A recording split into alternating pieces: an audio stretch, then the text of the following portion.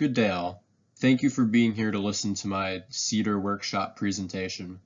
My name is Cadet Charles Debchek, and I will be discussing the three-dimensional visualization of the poker flat incoherent scatter radar multi-beam mode for sensing ionosphere conditions that lead to GPS scintillations. I would like to thank my advisor, Lieutenant Colonel Diana Laux, as well as the United States Army Space and Missile Defense Command for sponsoring this project. So today I'll be going through an overview of the project itself, the results acquired, limitations and uncertainties, improvements for the future, as well as follow-on studies, in particular what I plan on doing in the fall, and then finishing with some acknowledgements. For this project, my research advisor, Lieutenant Colonel Diana Laux, gave me some Matlab code which displays and interpolates PFISR 5-beam data on electron density. And with that code, my task was to understand and apply interpolation schemes to be used on the data. And this was to help create a tool that will allow undergraduate students conduct graduate level space research. I will now give a brief overview of the MATLAB code used in this project. So this MATLAB code, it takes in a set of PFISR data, and it uses that data to display it and interpolate it over a period of time and creating a resultant video that you can see here. So to the top right, you can see that there's the raw data, in this case electron densities, and then the focus of this research really is the top left where the interpolation attempt is occurring.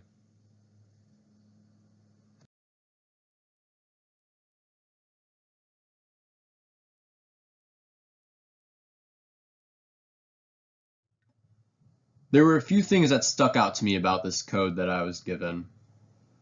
First and foremost, all of the paths and parameters were hard-coded in, meaning if someone was trying to use this code to assist in their research, but they were using it from a different file location, or they were trying to analyze a different set of data, they would have to change these paths and parameters, some across multiple code files, in order to get it to work so that they could use it to help in their research. Furthermore, it only stuck to a single interpolation scheme, and part of this project was exploring the different interpolation schemes offered by MATLAB to determine which one might be the best. And lastly, this code may have been hard to use for those experienced with MATLAB, especially if it involved changing parameters buried into the code.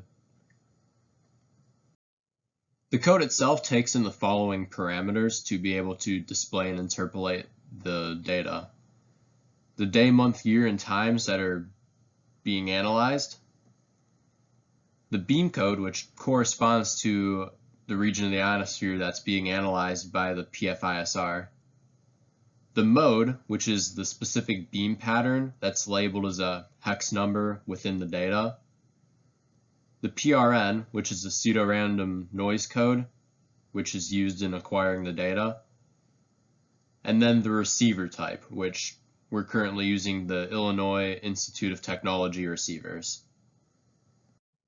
I will now give an overview of the interpolation schemes used in this project. So I use the MATLAB grid data function for the interpolation because I'm working with three-dimensional scattered data. I also use the splice function, which splices the interpolation plot and makes it readable. MATLAB supports three-dimensional interpolation with the linear, nearest, and natural schemes. The first interpolation scheme I'll be going over is the linear interpolation scheme. This is a default interpolation scheme for MATLAB's grid data function, and it uses linear polynomials to estimate what data may lie in between points of discrete data. I made a bit of a picture of this to the bottom left. You can see that there's 4 points, and then I drew what this might look like for those points. And you can see what it actually looks like on the interpolation with the Matlab code to the bottom right. The next interpolation scheme I'll be going over is the nearest interpolation. So this uses the nearest point to construct extra data points within a set of discrete data. I drew this to the bottom left. You can see that there's 4 points. And in estimating what the value is in between those points, it looks at what the nearest point is to it, and it sets that value to that point. You can see on the bottom right, this is what it actually looks like on the interpolation with the MATLAB code. You can see that the splices are a lot bigger than they were for the linear. That's likely because it's extrapolating based on that nearest neighbor. One weakness to this method is that it does not consider any other nearby neighboring points. Lastly, there is the natural interpolation scheme, which uses the surrounding points to construct extra data points within the set of discrete data. This interpolation scheme is similar to the nearest one that I just showed you all. However, this one accounts for all of the surrounding points. And so you can see at the bottom left, I drew another diagram. This time, the value of that area in between the points is based off of the natural interpolation, where it's considering the presence of all nearby points and their distances. To the bottom right, you can see how this looks on the MATLAB interpolation. Here you can see how the interpolation schemes compare to each other and the raw data, with the raw data at the top left, the linear interpolation at the top right, the nearest neighbor interpolation at the bottom left, and the natural neighbor interpolation at the bottom right. Additionally, there is a scale at the right, which indicates which color corresponds to which electron density. So you can already see that the nearest neighbor interpolation scheme is quite a bit different from the other interpolation schemes. This is because while the linear and natural neighbor interpolation schemes rely on multiple points to interpolate at any specific location, the nearest neighbor interpolation only relies on its nearest neighboring point. That being said, you're capable of extrapolating with the nearest neighbor point because it only relies on that nearest neighbor. This isn't necessarily the most accurate because it's based off of one point. However, it is capable. That's why it extends a lot further out than the linear and the natural neighbor interpolations. I would personally recommend not using the nearest neighbor interpolation because just by the nature of how it works, looking at the nearest point to it to interpolate what's occurring, that isn't necessarily the most scientifically accurate way to interpolate. Remember, the linear interpolation and the natural interpolation use the nearby values, and they both create a sort of slope that determines what value is at that particular point. Again, this may not be scientifically accurate like the nearest neighbor. However, it's a lot more probable that that would be occurring rather than just looking at what point is the nearest and assuming that value, especially the further away you get from those data points. So again, I would recommend not using the nearest neighbor interpolation scheme, not only for interpolation, but also for extrapolation. I would not use it. I also made some modifications to the code to make it more flexible and easier for users to use it. So first of all, the file paths and the parameters were originally hard-coded in. That is no more. The file path is determined from the current directory that the code file is in, and it follows a standard folder naming convention that does not change. This means that when the user is using this code, they will no longer have to go through different files and copy and pasting their current directory into there. That's automatic. Next, I also got rid of the requirement for hard-coded in parameters by creating a MATLAB app with fields that you enter those parameters into. Lastly, I've allowed this MATLAB app to give the user the ability to choose the interpolation scheme that's used when it runs the code. Here is what this MATLAB app looks like.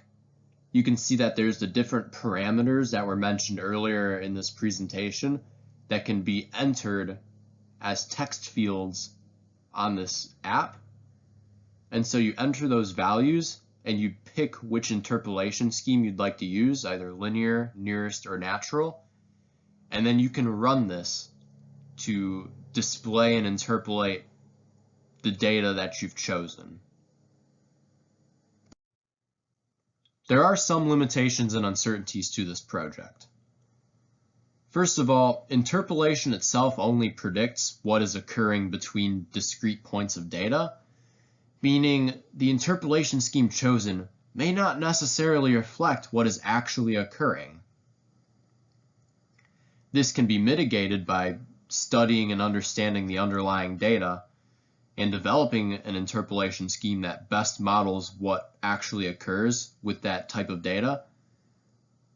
However, the end result, while useful for analyzing data, is only an estimate of what's actually going on and may not be accurate.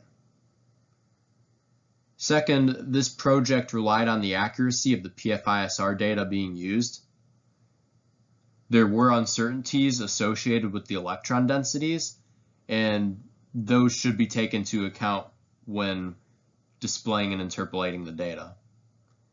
Lastly, this was only tested using electron density data from the lower ionosphere.